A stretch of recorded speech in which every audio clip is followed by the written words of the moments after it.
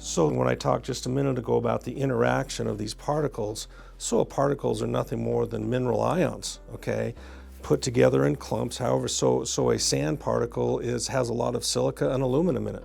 Magnesium, potassium, sodium, hydrogen. And the key element there is the calcium.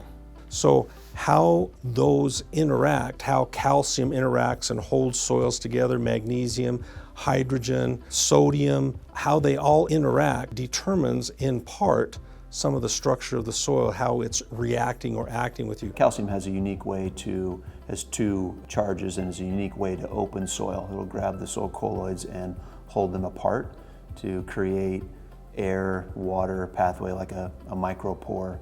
And that calcium has two positive charges. The soil has a negative charge. So what it can do is it can attach to the soil a particle, and then it can attach to another, and it pulls them together. And in the process of pulling those together, that is referred to as flocculation.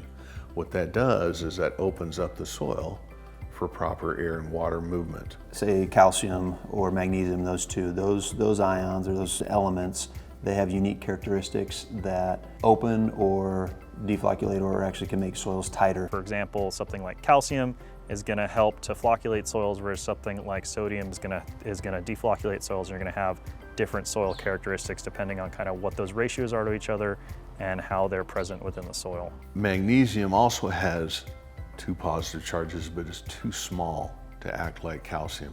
Potassium, hydrogen, sodium, they do not help us with soil structure.